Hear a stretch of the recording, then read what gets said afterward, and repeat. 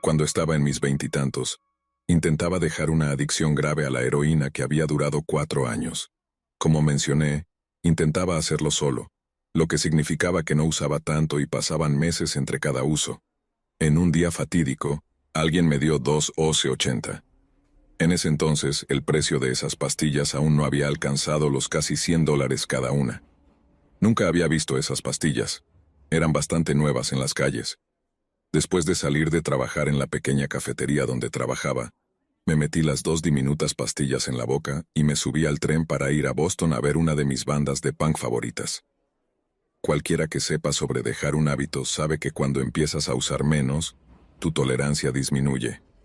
Así que la regla número 1 es usar menos de lo que estás acostumbrado.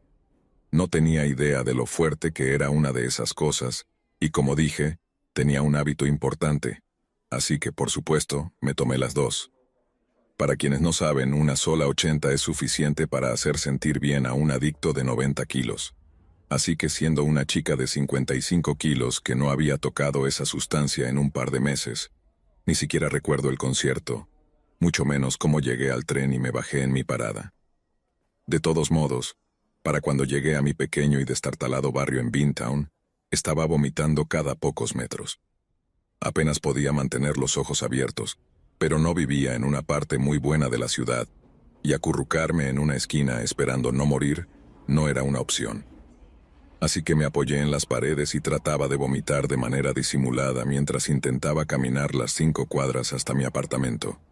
Estaba a medio camino cuando noté un coche viejo y destartalado que iba muy despacio detrás de mí. Pensé que quienquiera que estuviera en él estaba buscando una prostituta. En la parte de la ciudad donde vivía, cualquiera podría ser una prostituta. Así que simplemente me giré, lo miré y negué con la cabeza. Eso normalmente era suficiente para que se fueran. No fue así.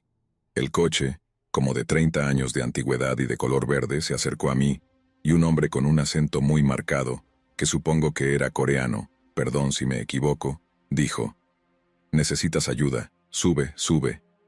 El hombre parecía tener unos 30 años y era de ascendencia asiática, vestido con jeans, una camiseta azul deshilachada y, lo juro, una chaqueta de smoking. Esto no tiene nada que ver con la historia, solo me pareció extraño. Viviendo en Boston ves cosas extrañas. A pesar de ser una chica punk adicta, siempre fui educada y amable con los extraños para no herir sus sentimientos. Y debido a esto, me metía en situaciones peligrosas. Y lo sabía. Así que simplemente me limpié el vómito de la boca, le sonreí al tipo y le dije que gracias, pero que mi novio me esperaba justo al final de la calle. No había novio, y de hecho me quedaban bastantes cuadras por recorrer, pero era amable, no estúpida. Bueno, no tan estúpida considerando el estado en el que estaba por las pastillas. El hombre insistió: «Estás enferma, necesitas un paseo». No entendía las indirectas. Le dije de nuevo que no necesitaba un paseo, pero gracias. Empecé a caminar más rápido y crucé la calle. Desafortunadamente, era una calle de un solo sentido y él se acercó lo suficiente al bordillo como para poder agarrarme desde el asiento del conductor. Ahora estaba asustada. Eran casi las 3 a.m. y no había nadie en ese lado de la calle. «No, súbete ahora». Me sentía realmente enferma y avergonzada en este punto, tratando de no vomitar frente a este tipo, pero sabía que estaba a punto de hacerlo de nuevo y me estaba enojando. Así que grité: «No, no me subiré». Luego vomité. Siempre fui pequeña y frecuentaba lugares donde era una buena idea tener algún tipo de protección. Esa noche, tenía mi cuchillo de gravedad en la bota, así que cuando el buen samaritano empezó a salir de su coche, mientras me inclinaba, saqué el cuchillo y desplegué la hoja al ponerme de pie y le dije: «Por favor, déjame en paz». Sus ojos se enfocaron en el cuchillo y volvió al coche. Como dije antes, su coche era una basura, así que cuando se fue hizo mucho ruido. Lo vi girar la esquina y empecé a arrastrarme de nuevo hacia mi casa. Al girar la siguiente esquina, ahí estaba él, al final de la calle. Se fue de nuevo cuando me vio parar y mirarlo, pero durante todo el camino de vuelta a casa, lo veía o escuchaba su silenciador. Todavía no había guardado mi cuchillo porque sabía que si realmente me agarraba, no estaría en condiciones de quitármelo de encima sin un golpe de suerte. De hecho, Pasó junto a mí mientras luchaba por abrir la puerta de mi pequeño dúplex destartalado. Mi compañera de cuarto y yo vivíamos en la planta baja, pero una vez que entré, me sentí lo suficientemente segura como para arrastrarme hasta el sofá y desmayarme, porque el enorme novio skinhead de mi compañera de cuarto estaba allí con ella y su mezcla de pitbull, que era un amor, pero lo suficientemente inteligente como para saber cuándo no serlo. Cuando finalmente desperté la tarde siguiente, esas cosas me habían golpeado muy fuerte. Mi compañera de cuarto me dijo que no podía creer que hubiera dormido durante todo el alboroto. Al parecer el perro había empezado a ladrar alrededor de las 4:30 a.m. y no se detenía, así que lo dejaron salir de la habitación e intentaron volver a dormir, pero Rudy no lo permitió. Volvieron a salir para decirle que se callara y él corría de un lado a otro entre la ventana trasera y la ventana detrás del sofá en el que yo estaba desmayada, finalmente parándose sobre mí en el sofá, volviéndose loco, actuando como si intentara morder a través del vidrio sin que yo despertara. Mi compañera de cuarto me dijo más tarde que había revisado para asegurarse de que no hubiera sobredosis y muerto. Fue entonces cuando su novio decidió ver qué demonios estaba intentando matar el perro. Agarró el bate que teníamos junto a la puerta y se dirigió a la parte trasera donde la ventana se encontraba con el sofá. Escuchó mucho ruido al otro lado. Viviendo en una parte miserable de la ciudad, había mucha basura alrededor del edificio y luego se escuchó un coche arrancando, un coche ruidoso. Para cuando llegó al frente, el coche estaba a mitad de camino por nuestra calle. Cuando regresó a la ventana que Rudy estaba intentando atravesar, había muchas cajas apiladas debajo de la ventana, y la pantalla estaba cortada por donde se pone el dedo para abrirla. Siempre leo estos hilos donde la gente dice, «Estoy teniendo escalofríos solo escribiendo esto», y sacudo la cabeza pensando que son muy dramáticos, pero ahora me siento como un idiota porque realmente no hay manera de describir cómo te sientes al revivir esto. Durante las siguientes semanas, el novio y el super perro se quedaron en nuestra casa porque seguíamos escuchando ruidos, imaginados o no, que nos asustaban mucho. Varias veces, el novio salía corriendo cuando escuchábamos algo, y a veces incluso lograba ver al tipo cuando giraba una esquina, pero nunca lo suficientemente rápido. El novio lo atribuía a que el tipo era increíblemente rápido, pero sabíamos que él era demasiado lento. Algunos podrían preguntar por qué no dejamos salir a Rudy. En ese momento, en mi estado, estaban considerando prohibir los pitbulls. Tenían muy mala reputación. Si lo hubiéramos dejado salir, Rudy lo habría atrapado, y eso habría terminado mal en muchos niveles. Pero en serio, ¿qué clase de persona sigue intentando entrar a una casa con un pitbull psicótico y un skinhead de 1,89 m tratando de matarte con un bate de béisbol? Ahora podrían preguntar por qué no llamamos a la policía. Como dije, estaba metida en cosas malas y, por regla general, a los punks no les gustan los policías. Sin embargo, en el vecindario donde vivía, todos nos hablábamos, y algunos eran del tipo que llamaban a la policía. Mi vecina sabía lo que estaba pasando y llamó a la policía una noche cuando escuchó a alguien en su cocina. Vivía sola. Se encerró en el baño y empezó a gritar que la policía estaba en camino, pero el tipo era persistente, e intentaba abrir la puerta desde afuera hasta que escuchó las sirenas y huyó. La señora dijo que escuchó un coche ruidoso arrancar y miró por la ventana del baño que daba a la calle y vio, adivinen, un viejo coche verde destartalado alejarse. Cuando escuché esto me sentí muy mal. Esa señora tenía como 87 años y vivía sola. ¿Qué habría pasado si ese tipo hubiera entrado? ¿Por qué no dejamos que Rudy lo comiera? Cuando finalmente llegó la policía, los tres estábamos afuera. Así que empezaron a preguntarnos si habíamos escuchado o visto algo. Les contamos lo que había estado pasando y di una descripción de quién creía que lo estaba haciendo, pero también dije que no estaba segura de los detalles porque no me sentía bien en ese momento. El policía que estaba tomando notas casi tiró su libreta y su bolígrafo, diciendo que si personas como nosotros, los punks, llamaran a la policía, podrían haber atrapado a este tipo.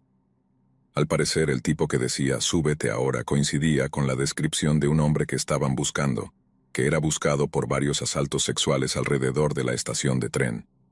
Ahora me sentía realmente mal, pero aún así tuve que responderle al policía por su comentario sobre personas como nosotros. Sin embargo, ese no es el punto. Llevo más de 15 años limpia y ya no vivo cerca de la ciudad, Así que estoy bastante segura de que manejaría las cosas de manera diferente ahora. Y sé que si no hubiera estado drogada entonces, habría actuado de otra manera. Hasta donde sé, nunca atraparon al tipo. Así que, señor, súbete ahora. No nos volvamos a encontrar porque dejaré que mi perro te destroce.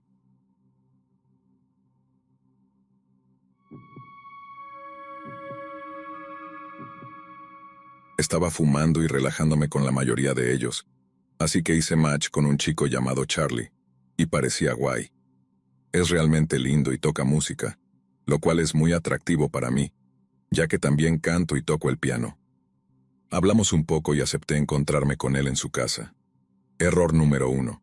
¿Por qué pensé que era una buena idea encontrarme con un desconocido en su casa? No manejo, así que tomé un Uber, y estaba bastante lejos, por lo que fue un poco caro. Cuando me hizo entrar en el complejo de apartamentos, sentí una vibra realmente inquietante, pero lo descarté como solo nervios. Subí al tercer piso y él estaba en la puerta. Todo estaba bien, solo nos estábamos relajando, fumamos un par de porros y estábamos viendo una película. Entonces él hace un movimiento y yo lo sigo. Terminamos en la cama y obviamente estábamos participando en actividades adultas cuando de repente me agarra el cuello con fuerza. Ahora, eso está bien para mí, quiero decir, puedo disfrutarlo en el entorno adecuado, pero sola en la casa de un extraño, cuando ni siquiera se aseguró de que estuviera bien, no es uno de esos entornos. Literalmente no puedo respirar y estoy bastante segura de que estoy poniéndome azul en este punto, y él simplemente no se detiene. No solo me está asfixiando, sino que ahora también me está gritando en la cara. Estoy asustada. Empecé a luchar y él apretaba aún más. En serio, pensé que iba a morir. Por un milagro me zafé de su agarre y comencé a gritar. Él me gritaba que me calmara y yo frenéticamente trataba de ponerme la ropa. Me agarró la muñeca mientras intentaba salir y usé toda mi fuerza para soltarme y cerré la puerta de golpe. Mientras se cerraba, el encantador chico se despidió con las palabras «puta estúpida». Llegué a casa y me miré en el espejo y tenía un moretón en el cuello. Traté de cubrirlo con maquillaje sin éxito. Parecía que casi me habían estrangulado hasta la muerte. Luego me envió un mensaje de texto diciendo, «Creo que necesitas más de un pene». Y yo pensé, «¿En serio? ¿Quieres traer a un amigo y matarme juntos?». De todos modos, lo bloqueé y lo denuncié en Tinder. Desearía haber podido hacer más porque realmente creo que me habría matado. He estado debatiendo ir a la policía, pero los moretones ya no están, y es una cosa de, él dijo, ella dijo. Pero realmente estoy empezando a preguntarme si debería hacerlo porque la próxima chica podría no tener tanta suerte.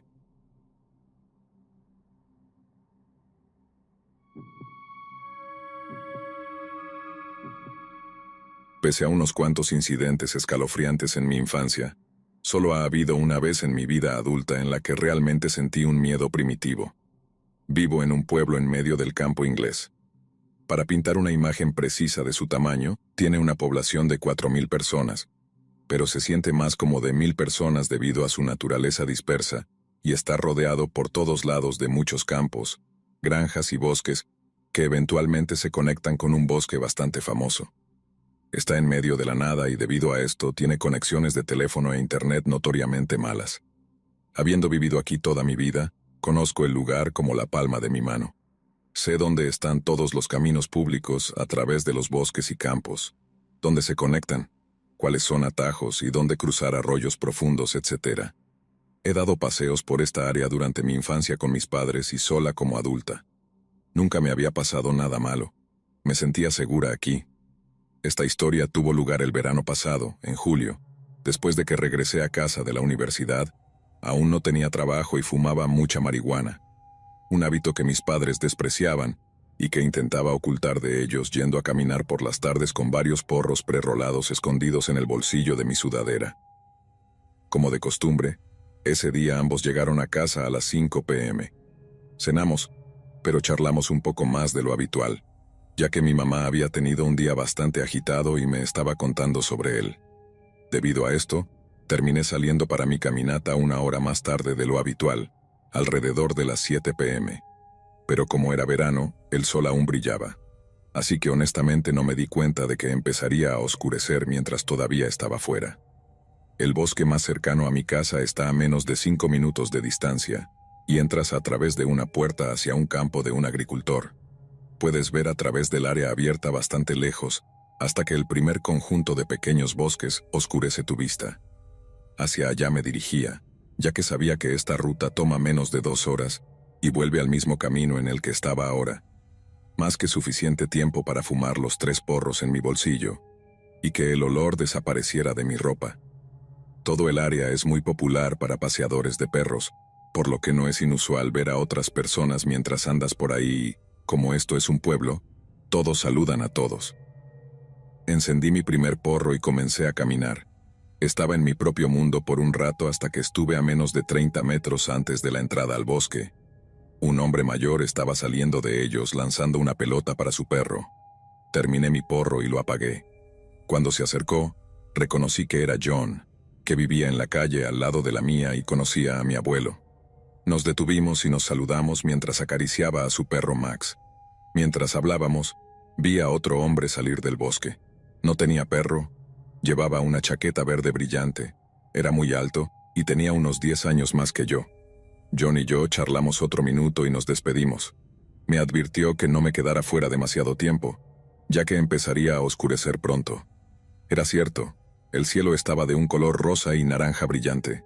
El sol realmente estaba comenzando a ponerse. No lo había notado. Continué por el camino hacia el hombre. Cuando estábamos a punto de cruzarnos, levanté la mirada para hacer un breve contacto visual, sonreír y decir hola, como todos hacen aquí, incluso si no reconoces a la persona. Mis ojos se encontraron instantáneamente con los suyos. Ya estaba mirándome, sus ojos oscuros fijados en los míos. No estaba sonriendo. No lo conocía en absoluto, pero sabía que algo andaba mal. Estaba en sus ojos. Tragué mi cortesía y miré al suelo mientras pasábamos. Había vivido en la ciudad universitaria los últimos años, así que sabía reconocer una señal de alerta cuando la veía y mis modales de campesina se evaporaron. Aceleré un poco el paso y antes de entrar en el bosque, miré hacia atrás ligeramente. El hombre seguía caminando en la misma dirección, siguiendo a John. Me sentí aliviada, reí. Maldije a la marihuana por hacerme paranoica y encendí otro porro y empecé a caminar en el bosque. Tomé unos 30 minutos para seguir el camino a través del bosque hasta el final. El sendero salía a otro campo que conducía a otro conjunto de bosques. El cielo ahora estaba violeta. La luz que se oscurecía había sido obstruida por los árboles. Ya estaba fumando mi último porro y estaba cerca de la entrada al segundo conjunto de bosques cuando lo sentí. Miedo, miedo absoluto, paralizante. Se abrió paso como electricidad a través de cada capa de carne. Nunca había sentido algo así antes ni desde entonces, pero sabía lo que era. Giré de repente. En la salida del primer conjunto de bosques estaba el hombre. Aún podía distinguir su chaqueta verde en la luz menguante. Había vuelto atrás y muy rápido también. Miré hacia atrás varias veces mientras estaba en esos árboles y no había estado allí ni por un segundo. Me congelé y él también. Sabía que lo había visto. Correr la distancia entre nosotros le tomaría unos 5 minutos. Obviamente estaba en buena forma. Tiré el porro y corrí hacia el bosque, la única dirección a la que podía ir. No me atreví a mirar detrás de mí. Corrí un par de minutos antes de tomar un giro brusco a la izquierda fuera del camino hacia los árboles, con la esperanza de despistarlo un poco, pero no podía ver nada. La luz ya se estaba oscureciendo y los árboles lo empeoraban 100 veces, especialmente porque ahora estaba en lo más espeso, sus ramas atrapando mi ropa como dedos, azotando y rasguñando mis piernas desnudas tan mal que sangré. Corrí y corrí, mis pulmones protestando de dolor, odiándome por fumar tanto mientras mi corazón se lanzaba contra mi caja torácica, tratando de escapar. No podía más. Me tiré al suelo detrás de un tronco particularmente grueso, con la espalda contra él, las rodillas a mi pecho, la mano sobre mi boca para ahogar mi respiración entrecortada, desesperadamente tratando de meter aire en mis pulmones para la próxima carrera. Escuché por primera vez. Pasaron unos segundos en silencio. Luego lo oí. Pisadas pesadas rompiendo ramas detrás de mí y a unos 6 metros a mi izquierda. No me atreví a mirar en caso de que me viera. Tengo mi teléfono, pero sé que tengo pocas posibilidades de señal estando donde estaba, y sabía que él me escucharía hablar, o vería la luz de la pantalla. No me avergüenza decir que en ese momento empecé a llorar, las lágrimas cayendo silenciosamente por mis mejillas. ¿Qué diablos? Escuché exclamar una voz profunda. ¿Dónde estás? Sé que estás aquí y te vi. Tuve que poner ambas manos sobre mi boca para evitar que mi grito escapara. Puedo escucharlo moviéndose. Entré en pánico y encontré el coraje suficiente para asomarme lentamente desde detrás del árbol. Estaba a unos 3 metros detrás de mí, menos de 6 metros a la izquierda, con la espalda hacia mí. Me moví de vuelta y mis ojos buscaron el área a mi alrededor. Levanté una piedra bastante pesada. Lo revisé de nuevo con cuidado. Su espalda todavía estaba vuelta, pero estaba buscando entre los árboles, agachado ahora más cerca del suelo. Tomé una decisión rápida y con todo lo que me quedaba, lancé la piedra detrás de mí y hacia la derecha. Chocó con las ramas de los árboles y hizo un gran ruido. Lo vi inmediatamente correr en esa dirección, riendo. Rió. Esperé un poco escuchando sus pasos alejarse hasta que pensé que no sería tan visible para él si me movía y me lancé hacia adelante. Corrí tratando de poner la mayor distancia posible entre nosotros, pero también era consciente de que me estaba alejando más y más de casa. Sabía que debía haber un arroyo cerca. Si encontraba el arroyo, podría seguirlo, ya que bordea la tierra y corre paralelo a algunos de los caminos. Corrí y corrí hasta que finalmente los árboles se aclararon y pude distinguir otro campo a través de ellos del otro lado. Gracias a Dios, y me empujé un poco más hasta que salí de los árboles y el suelo desapareció debajo de mis pies y caí de cabeza por la orilla del arroyo. Me estrellé contra el agua abajo, mi boca abierta y mis pulmones llenos de agua lodosa.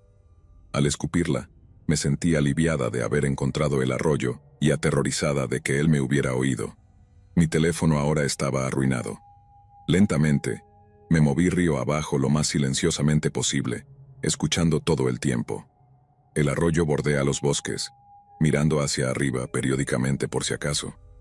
Después de un rato, tal vez media hora, noté que los árboles comenzaban a aclararse, y me di cuenta de que este es el borde del bosque donde habría salido, y donde el camino se conecta al original en el que había comenzado.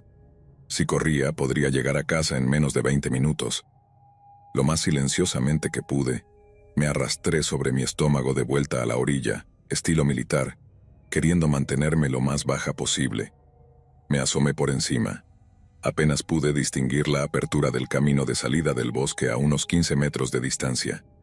Me senté y escaneé la línea del bosque durante un par de minutos, mis ojos tratando de distinguir movimientos a pesar de la oscuridad total. Nada. No podía escuchar nada tampoco. Me levanté y corrí tan rápido como pude a través del campo hacia el camino. Sabía que la puerta por la que había entrado estaba en el campo contiguo. Realmente no estaba lejos. Estaba tan feliz. Puta estúpida. Vino un chillido desde el otro lado del campo. Juro que mis piernas casi se rindieron ahí mismo. Había estado esperándome. Giré la cabeza y lo vi corriendo fuera del bosque a toda velocidad.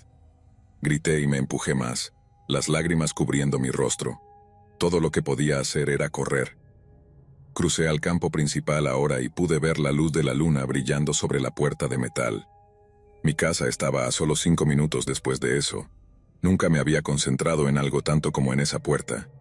Él era más rápido que yo y se acercaba, gritándome todo el tiempo sobre cómo iba a cortarme el cuello. Corrí y corrí, empujándome a mí misma sobre la puerta y corrí por el camino. Me atreví a mirar cuando giré hacia mi calle. Todavía me estaba siguiendo.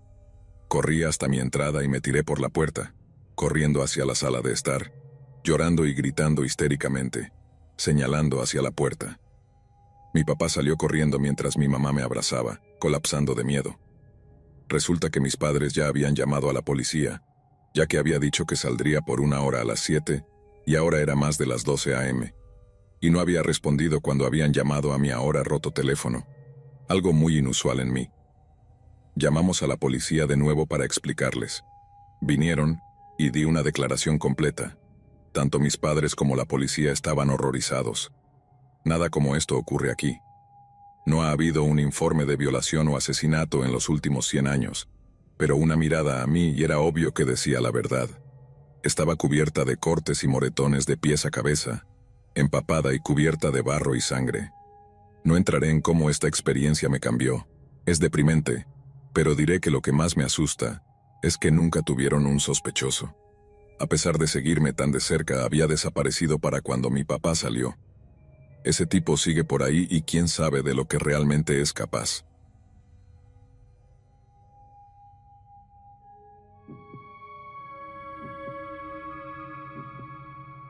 Constantemente tenía gente entrando y saliendo y parecía que la mayoría de las veces estas personas eran sospechosas.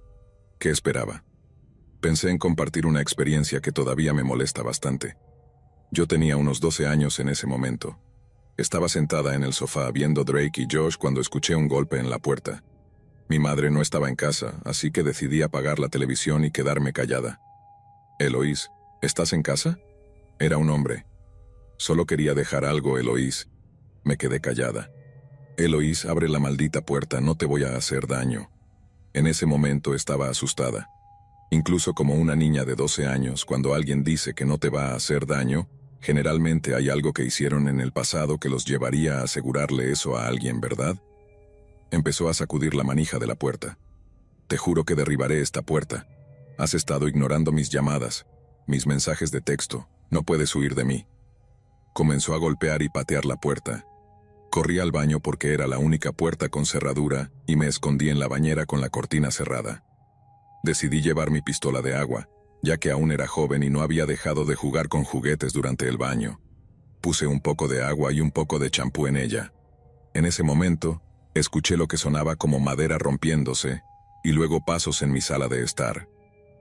Lo escuché ir de habitación en habitación mientras gritaba: «Eloís, no puedes ignorarme ahora, perra». Finalmente llegó a la puerta del baño e intentó abrirla. «Oh, así que estás ahí, ¿eh?» Más golpes. Pateó la puerta y se quedó quieto por unos largos momentos antes de arrancar la cortina y mirarme.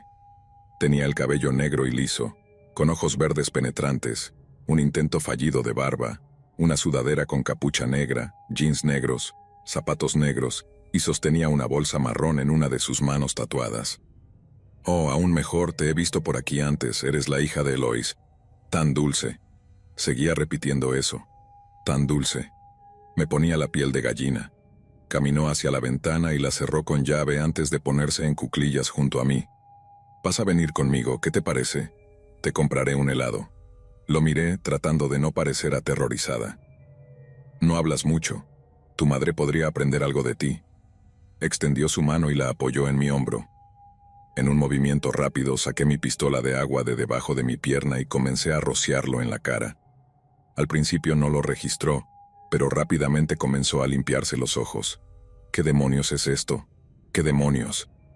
Tiré mi cuerpo hacia él, lo que hizo que cayera hacia atrás y golpeara su cabeza en el inodoro. Agarré la bolsa de papel marrón y corrí del baño hacia el pasillo y bajé las escaleras. Me encontré con mi madre en la entrada y la jalé en la otra dirección. «¿Qué está pasando? Me estás haciendo tirar mis cosas». Rápidamente se dio cuenta de que algo estaba muy mal y corrió conmigo a la casa de mi tía. Después de recuperar el aliento, describí al hombre y lo que hizo. Ella lo reconoció rápidamente como un hombre llamado Tony a quien le debía mucho dinero. Me di cuenta de que aún sostenía la bolsa de papel marrón que el hombre tenía y se la di a mi madre. Encontró una pistola dentro. Había venido a matar a mi madre.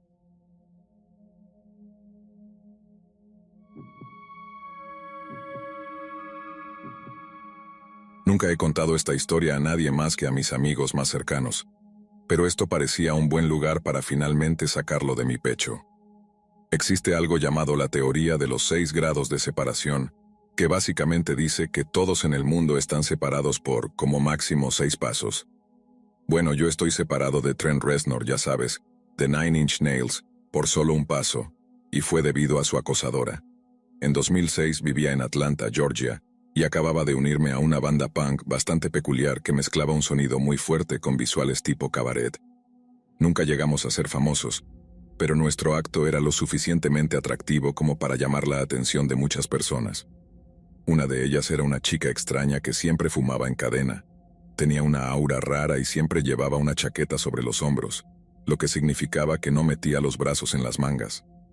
Eventualmente dijo que quería ser nuestra manager. Decía ser amiga de Slash de Guns N' Roses, que había manejado un par de bandas cuando vivía en Nueva Orleans, y demás. Así que decidimos escucharla. Nuestra banda era algo loca, así que las drogas circulaban libremente en nuestras fiestas. Esta chica, que nos dijo que se llamaba Cristina algo, a veces nos proporcionaba favores de fiesta. También nos decía que valía $2 millones, que tenía 5 autos, que trabajaba en un edificio de lujo y que tenía una gran casa en los suburbios. El problema era que siempre recogía colillas de cigarrillos de la calle y fumaba los filtros como si fuera una persona sin hogar. Algo en ella no me cuadraba particularmente bien. Siempre venía a vernos en algún tipo de sube lujoso, así que en su mayoría creímos en sus historias. Eventualmente Cristina se enamoró perdidamente de mí. Me dijo que se estaba divorciando de su marido y que quería estar conmigo. Yo estaba intrigado por ella, así que comencé a poner a prueba todas sus historias. Le pedí visitar su oficina y siempre ponía excusas sobre por qué no podía, hasta que finalmente me dijo que su oficina había cerrado y que estaban buscando un nuevo espacio. Le pregunté por qué usaba el mismo auto si tenía 5 o los que fuera, y de nuevo, excusas y más excusas. Le pedí visitar su gran casa y lo mismo. Ponía excusas para no invitarme, principalmente que su esposo todavía estaba allí y demás. Empecé a hartarme de todas sus excusas y finalmente la confronté, diciéndole que era una gran mentirosa. Se desesperó y empezó a inventar más excusas y simplemente le dije que se largara. Ya había tenido una pelea previa con algunos de mis compañeros de banda, así que ya había sido descartada como nuestra posible manager. Empezó a llamarme todos los días pidiendo verme. Constantemente le decía que no, hasta que un día apareció en mi casa alrededor de las 5 a.m., aparentemente borracha. Dijo que había recogido a un amigo suyo para ir a una fiesta, pero que él estaba demasiado borracho y ahora estaba desmayado en su coche, y que no sabía qué hacer con él. Miré al otro lado de la calle, y no vi a nadie en su coche, y me dijo que era porque el tipo estaba acostado. Realmente no me molesté en ir hasta su coche para comprobarlo. Eventualmente, incluso comenzó a llorar y me dio suficiente pena como para dejarla entrar en mi sala de estar. Fue en ese momento cuando se quitó la chaqueta y por primera vez, me di cuenta de que le faltaba todo el brazo izquierdo. Ya estaba nervioso por su llegada a mi casa borracha y todo, que no me atreví a preguntar cómo había sucedido. Sé que esto no tiene nada que ver con mi historia, pero fue algo que simplemente agregó a la ya extraña atmósfera. Pasé un rato con ella. En ese momento, comencé a dudar de que realmente estuviera borracha y le di café. Le dije que por favor nunca volviera a aparecer en mi casa así. Finalmente le dije que dejara al tipo en un Waffle House y luego se fuera a casa. Tal vez no fue lo más responsable decirle a alguien en ese estado que condujera, pero solo quería que todo terminara. Y como dije, sentí que estaba actuando borracha todo el tiempo y parecía lo suficientemente bien para conducir. Eventualmente se fue, y eso fue todo por la noche. Al día siguiente, otra vez comenzó a acosarme por teléfono hasta el punto de que dejé de contestar. Trabajaba temprano y ella me llamaba a las 2 o 3 a.m., completamente borracha. Eventualmente me cansé de todo y le dije que se mantuviera alejada de mí y que nunca me volviera a llamar. Cumplió, y por aproximadamente una semana parecía que todo había terminado.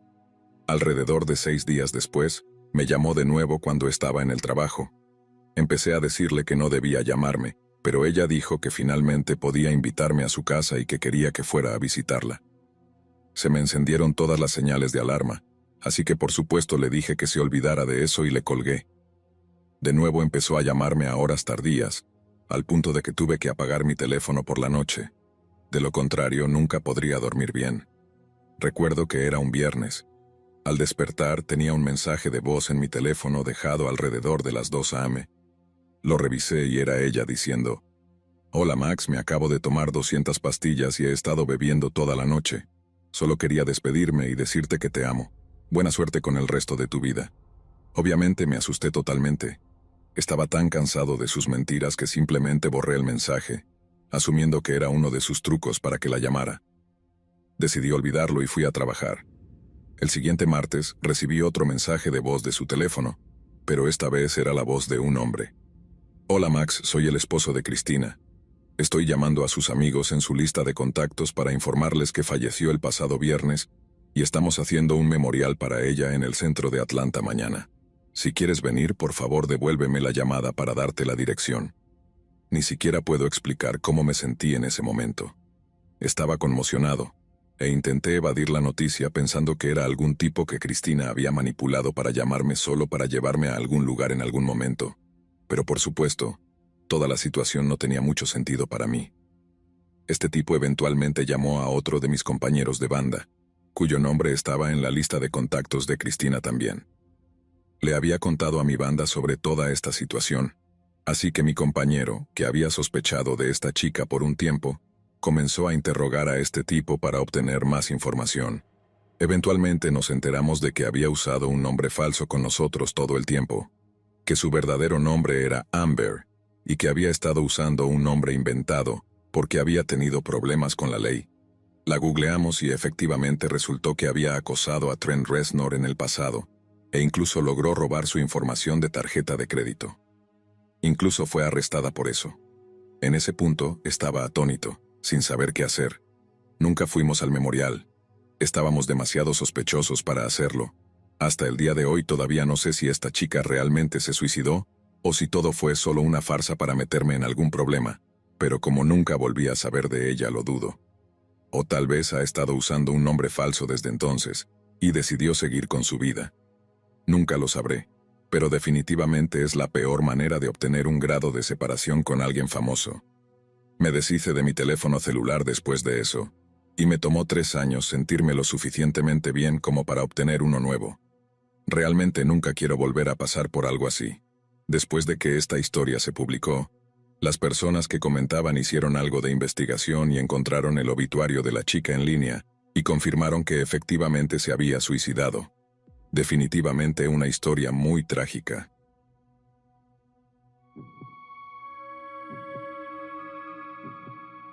Esta es una historia sobre un tipo espeluznante. Un tipo que pensaba que tenía todo el poder del mundo.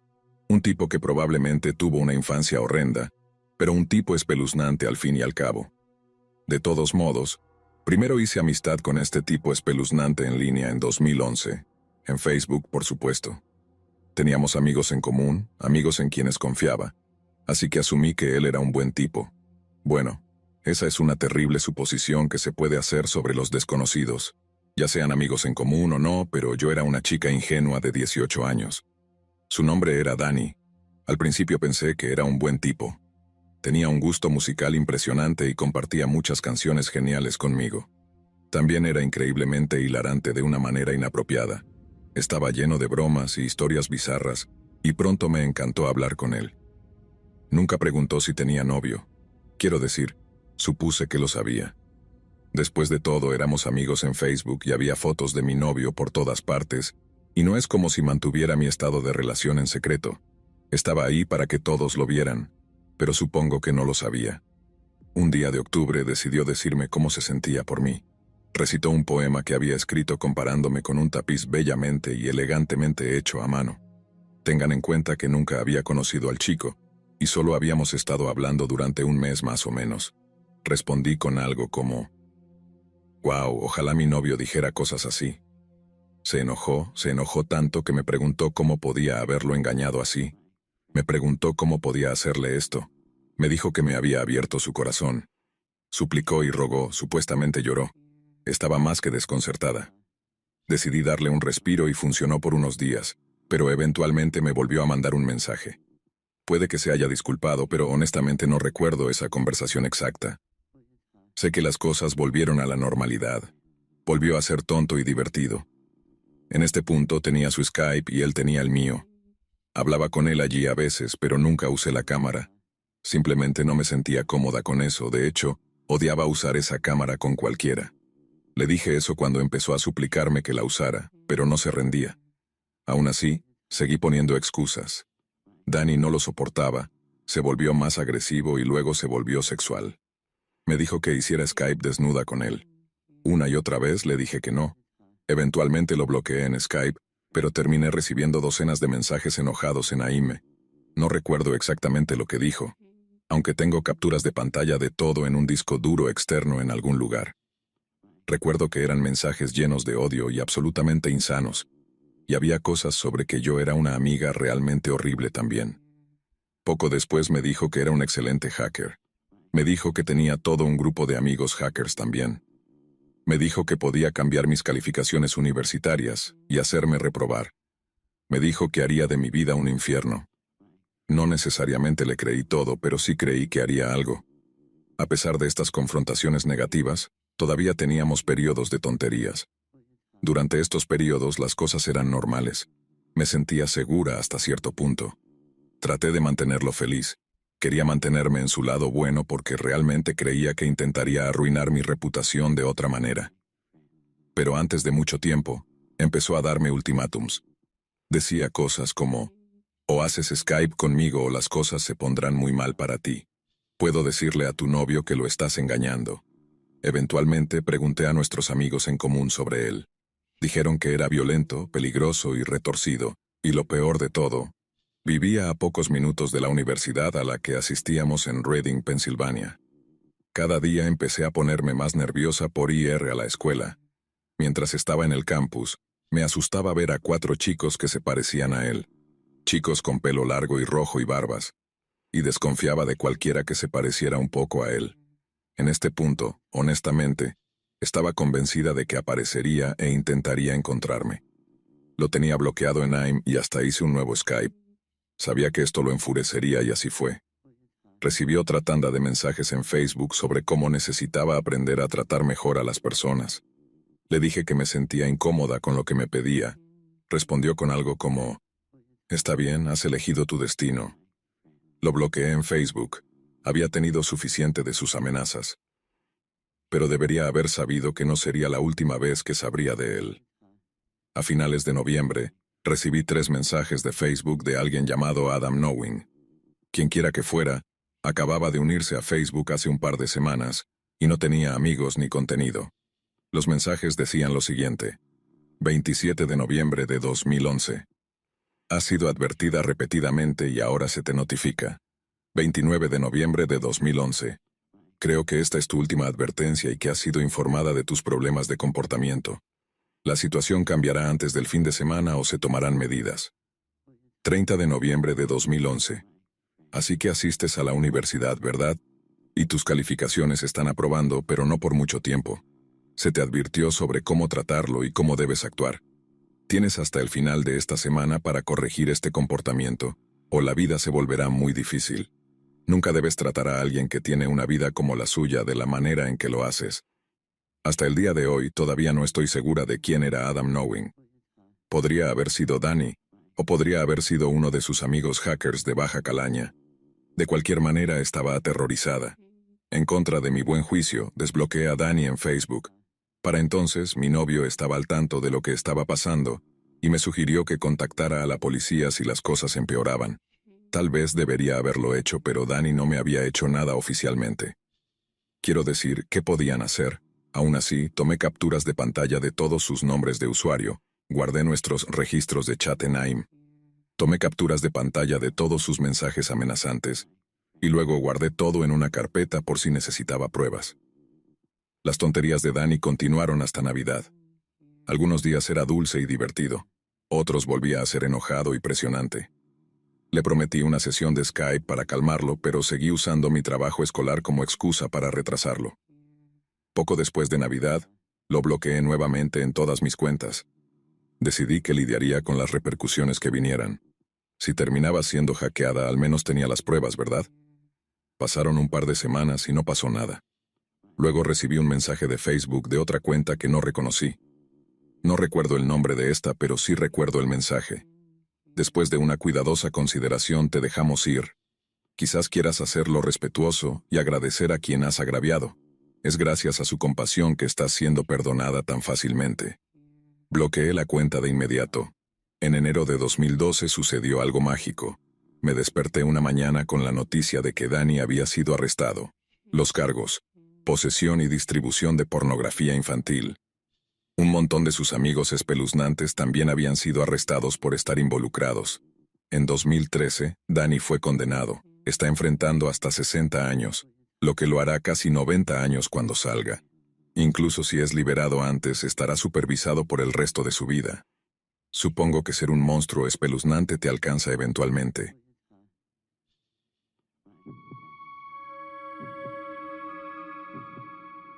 La historia comienza en septiembre de 1996. Aún no había nacido. Mi madre y mi padre vivían en Collinsville, Illinois, que en ese momento era una pequeña ciudad urbana que consistía en tiendas de todo tipo. Ahora ha crecido mucho más, ya que la interestatal pasa directamente por la ciudad, pero en ese entonces apenas era visible en un mapa. De todos modos, mi mamá y mi papá vivían en un apartamento de 2 pisos que compartían con una pareja que vivía arriba. En ese momento, a diferencia de hoy en día donde el asesinato es tan frecuente, Collinsville no era conocida por crímenes graves. Claro, había el ocasional robo o violación, pero estas cosas eran tan raras que apenas se hablaban de ellas. Yo nacería en 2 meses, así que mi mamá estaba muy embarazada. Ese día tenía libre, así que decidió llevarme a la casa de sus padres para ponerse al día un poco. Mi papá acababa de llegar a casa de su turno de 9 a 5 como gerente de un bar, así que decidió no ir. En su lugar, mi papá decidió sentarse a jugar PlayStation. En ese momento, el primer Resident Evil acababa de salir, lo cual era un título emblemático en esta serie. Mientras se sentaba a jugar, sumergiéndose en la atmósfera aterradora que el juego ofrecía, algo llamó su atención justo encima del televisor. Notó una mancha marrón bajando por la pared. Al principio pensó que era una fuga de agua, ya que el propietario había mencionado una unos días antes, pero al inspeccionarlo más de cerca, parecía demasiado espesa y vieja para ser una fuga. Mi papá llamó a mi mamá, quien llegó unos 20 minutos después. Cuando mi mamá llegó, su primer pensamiento fue que era sangre. Los vecinos de arriba habían tenido una pelea la noche anterior, pero mi mamá y mi papá habían estado fuera de casa todo ese día. Sin embargo, peleaban rutinariamente, así que mi mamá pensó lo peor. Resultó que tenía razón. Llamaron a la policía y llegaron 20 minutos después. Cuando llegaron, mi padre y el propietario subieron al segundo piso para evaluar la situación. No creo que mi papá tuviera permiso para ir, pero de alguna manera se coló detrás del policía y el propietario en fila. Tan pronto como llegaron a la habitación, el policía abrió la puerta con la llave del propietario, e inmediatamente mi papá y el propietario fueron empujados a un lado porque sobresaliendo del bote de basura en la habitación tenuemente iluminada, había lo que parecía ser un brazo. Resulta que más temprano en el mismo día, había ocurrido un asesinato justo encima del apartamento. Aparentemente la pareja había tenido una pelea y durante ella, la mujer le disparó 3 veces. Ella afirmó defensa propia, pero los agujeros de bala mostraban que las balas habían entrado por la espalda, lo que significa que él estaba de espaldas en ese momento. Luego le cortó la cabeza y la metió en el congelador, y después, desmembró cada parte de su cuerpo, poniendo sus piernas y brazos en el bote de basura, y dejando su torso y pene encima. Todo esto había ocurrido cuando mis padres no estaban en casa, pero las numerosas peleas habían ocurrido justo encima de ellos. En cualquier momento, podrían haber sido parte del asesinato, ya que se descubrió que la mujer no estaba nada estable. En conclusión, la mujer fue condenada a 5 años de cárcel por alegar defensa propia. ¿Podría haber sido defensa propia? Posiblemente, pero el hecho de que mutilara completamente su cuerpo es, por decirlo menos, espantoso, malicioso y perturbador. He encontrado 2 enlaces de noticias hablando sobre esta historia. Parecen diferir ligeramente de la versión de mi padre, pero creo que los eventos que ocurrieron esa noche han sido mejor recordados. Es una locura pensar que estuve tan cerca de un asesinato, incluso si aún no había nacido.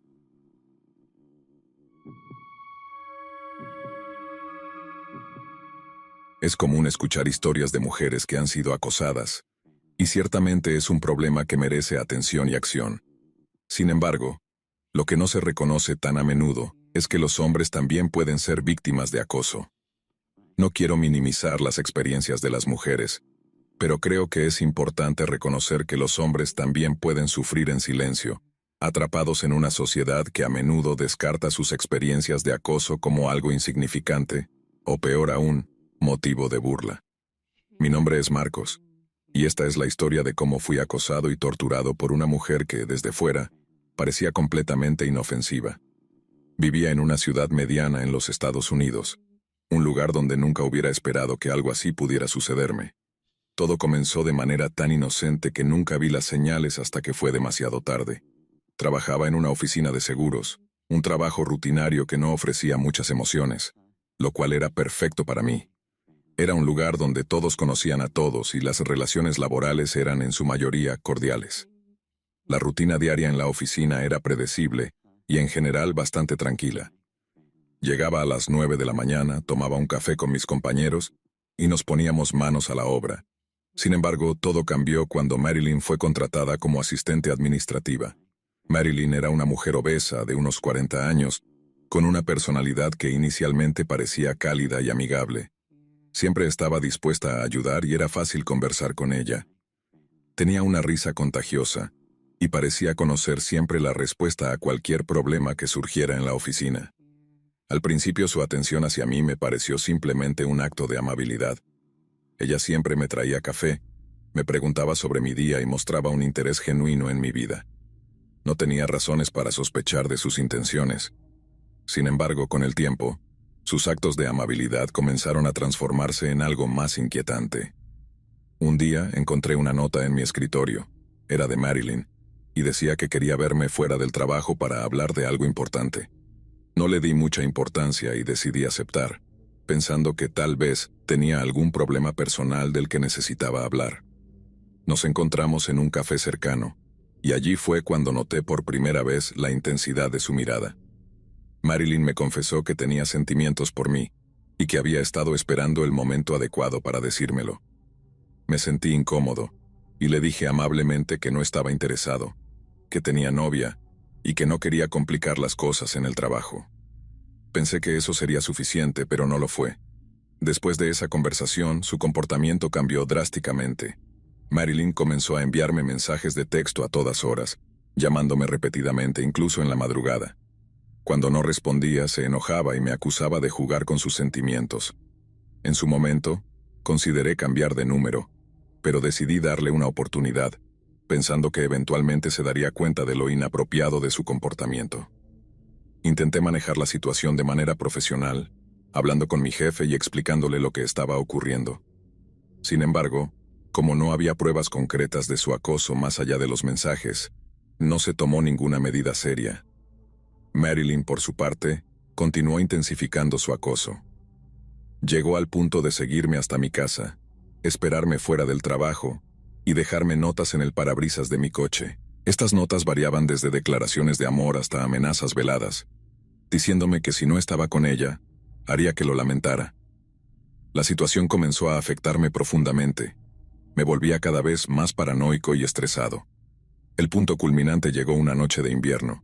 Había trabajado hasta tarde y salí de la oficina alrededor de las 10 p.m. Al llegar a mi coche, noté que una de las llantas estaba desinflada. Mientras revisaba el neumático, Marilyn apareció de la nada. Antes de que pudiera reaccionar, me golpeó en la cabeza con algo pesado. Lo siguiente que recuerdo es despertarme en un lugar oscuro y húmedo atado a una silla. Abrí los ojos lentamente, mi cabeza latiendo de dolor. Estaba en lo que parecía ser un sótano. Las paredes eran de concreto desnudo y había una bombilla colgando del techo que emitía una luz tenue. El ambiente era frío y húmedo, y el aire olía a moho y metal. Marilyn estaba allí, mirándome con una expresión de satisfacción en su rostro. Intenté moverme, pero mis manos y pies estaban firmemente atados con cuerdas ásperas que cortaban mi piel. «Siempre supe que serías mío», dijo, acercándose con una sonrisa perturbadora, mientras balanceaba un cuchillo pequeño en su mano. El horror que sentí en ese momento es indescriptible. Comenzó a decirme que me había llevado allí para que pudiéramos estar juntos sin interrupciones. Cuando intenté razonar con ella, su expresión se endureció. Sacó un pequeño cuchillo de su bolsillo y lo sostuvo frente a mi cara. «Esto es por todas las veces que me ignoraste», susurró, acercando el cuchillo a mis manos. El dolor fue insoportable cuando comenzó a arrancarme las uñas una por una. Grité, pero no había nadie que pudiera oírme. El sonido del cuchillo rasgando la carne y el hueso era nauseabundo. Después de lo que pareció una eternidad, se detuvo y se alejó por un momento. Pensé que tal vez había terminado, pero regresó con un alicate. «Y esto es por todas las veces que te reíste de mí», dijo, agarrando uno de mis dientes con el alicate.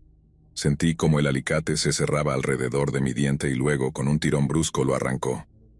El dolor era tan intenso que pensé que iba a desmayarme. Pero Marilyn no había terminado.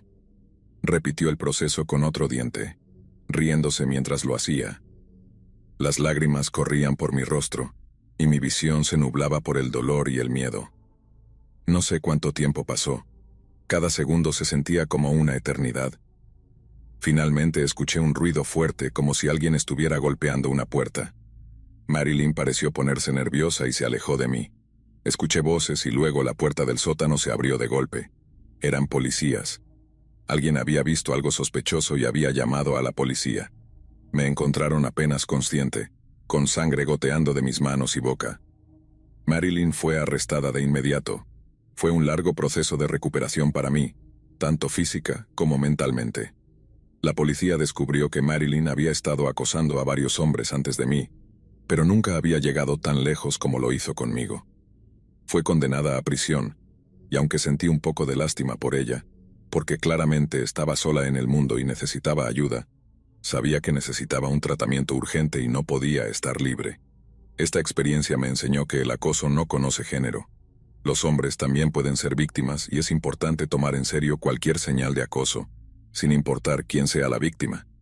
Nadie merece pasar por lo que yo pasé, y espero que mi historia sirva como advertencia para otros. Si alguna vez te encuentras en una situación similar, busca ayuda de inmediato. No ignores las señales. En conclusión, Marilyn fue condenada a varios años de prisión.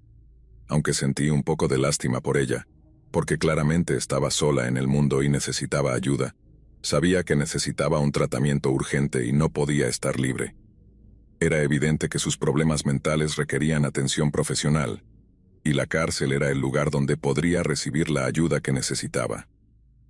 Con el tiempo, he aprendido a sobrellevar el trauma, aunque las cicatrices físicas y emocionales permanecen. El apoyo de mi familia y amigos ha sido fundamental en mi recuperación. He vuelto a mi vida normal, aunque con una mayor conciencia de los peligros que pueden acechar, incluso en los lugares más inesperados. Espero que mi historia sirva para abrir los ojos de otros hombres que puedan estar en una situación similar. El acoso no distingue género, y todos merecemos vivir sin miedo. Si alguna vez te encuentras en una situación así, no dudes en buscar ayuda, no estás solo.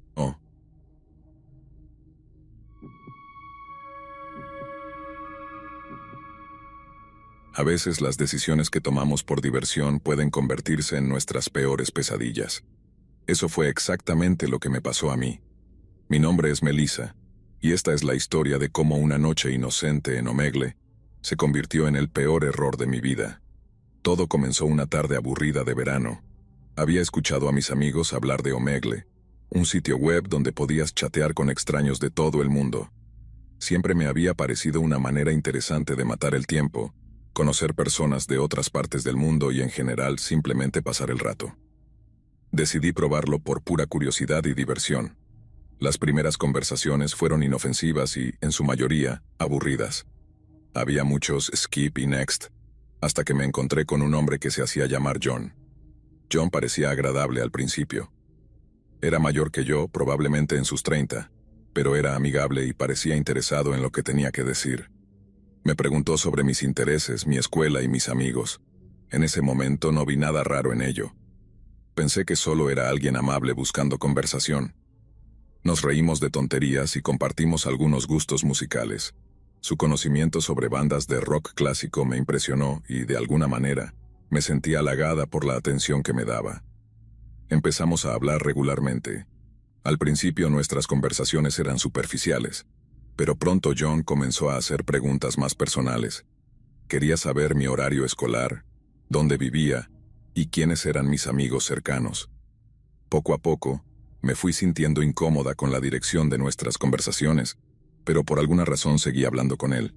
Quizás era la atención que me daba o la forma en que me hacía sentir escuchada. Al principio, era una especie de juego para mí, un secreto que mantenía oculto de mis padres y amigos. Una noche, después de varias semanas de hablar con John, me di cuenta de que sabía demasiados detalles sobre mi vida.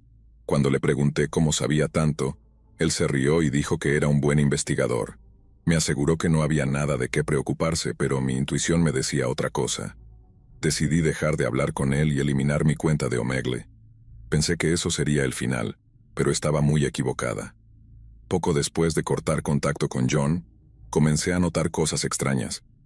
Sentía que alguien me seguía cuando salía de la escuela.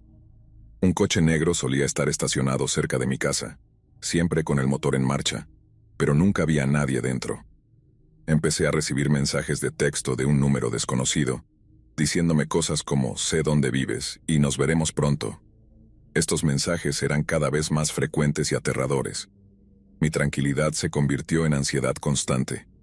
Tenía miedo de ir a cualquier parte sola y empecé a tomar rutas diferentes para llegar a casa. Un día, mientras estaba en el colegio, un hombre se presentó en la oficina diciendo que era mi tío y que venía a recogerme. Afortunadamente, los administrativos del colegio no le creyeron y llamaron a mis padres para verificar. Mis padres, por supuesto, negaron que tuvieran algún hermano que viniera por mí. La escuela llamó a la policía, pero el hombre ya se había ido cuando llegaron. La descripción que dieron mis compañeros coincidía perfectamente con la de John. Esa noche mis padres y yo tuvimos una larga charla sobre seguridad y sobre los peligros de hablar con extraños en línea. El peor día de mi vida llegó un viernes por la tarde. Como de costumbre, salí del colegio y empecé a caminar hacia casa. Estaba distraída, con los auriculares puestos, cuando de repente sentí un tirón fuerte. Alguien me había agarrado por la espalda y me estaba empujando hacia una camioneta negra. Intenté gritar, pero una mano áspera me tapó la boca. La última cosa que vi antes de que me metieran en la camioneta fue la cara de John, sonriendo de una manera que me heló la sangre. Era como si todo el color se drenara de mi mundo en ese momento. Desperté en un lugar oscuro y húmedo, con las manos y pies atados. Estaba en lo que parecía ser un sótano. Las paredes eran de concreto desnudo y había una bombilla colgando del techo que emitía una luz tenue. El olor a moho y humedad era abrumador. Intenté mantener la calma y recordar lo que me habían enseñado en la escuela sobre qué hacer en situaciones de peligro. Pero el miedo me paralizaba. Cada sonido, cada sombra parecía una amenaza. John no tardó en aparecer. Comenzó a hablarme con una voz tranquila y perturbadora, diciéndome que todo esto era por mi culpa, que yo lo había llevado a esto al ignorarlo. Me dijo que íbamos a estar juntos para siempre y que nadie vendría a rescatarme. Cada palabra que salía de su boca hacía que mi corazón latiera más rápido y mi miedo se intensificara. Su presencia en la habitación era opresiva. Podía sentir el odio y la obsesión emanando de él como una nube oscura. Las horas pasaban lentamente. John se divertía torturándome psicológicamente, diciéndome que nunca más vería a mi familia y que él era lo único que me quedaba. Cada vez que intentaba razonar con él o pedir ayuda, se volvía más agresivo. Empezó a usar métodos de tortura física para intimidarme y demostrar su control. El dolor era insoportable. Cada vez que arrancaba una uña o golpeaba mi cuerpo, mi esperanza de escapar disminuía. No sabía si podría soportar mucho más. La desesperación y el dolor se mezclaban, haciendo que cada minuto pareciera una eternidad. Un día, escuché un ruido fuerte, como si alguien estuviera golpeando una puerta. John se puso nervioso y salió del sótano apresuradamente. Escuché voces y luego la puerta del sótano se abrió de golpe. Era mi padre, acompañado de varios policías. Nunca había sentido tanto alivio y gratitud en mi vida. Me desataron rápidamente y me llevaron al hospital. Cada paso fuera de ese sótano fue una victoria. Cada respiración de aire fresco, un milagro. No podía creer que realmente había sido rescatada. John fue arrestado de inmediato. Durante el juicio, se reveló que había acosado a varias chicas antes que yo, pero nunca había llegado tan lejos como lo hizo conmigo. Su obsesión y locura fueron evidentes para todos en la sala. Fue condenado a varios años de prisión, pero no sin antes recibir una buena golpiza por parte de mi padre. Mis padres estaban devastados por lo que había sucedido, pero estaban decididos a apoyarme en mi recuperación. La imagen de mi padre golpeando a John se quedó grabada en mi mente. Era la furia y el amor de un padre protegiendo a su hija. Esta experiencia me enseñó que debemos ser extremadamente cuidadosos con las personas que conocemos en línea. Nunca sabes quién puede estar al otro lado de la pantalla. Si alguna vez te encuentras en una situación similar, no dudes en buscar ayuda de inmediato. No ignores las señales de advertencia y siempre confía en tu intuición. La recuperación ha sido un proceso largo y difícil, pero con el apoyo de mi familia y amigos, he logrado superar gran parte del trauma. Ahora estoy más consciente de los peligros que acechan en el mundo, y espero que mi historia sirva como advertencia para otros. La vida nunca volvió a ser la misma, pero cada día es una oportunidad para seguir adelante y encontrar la paz.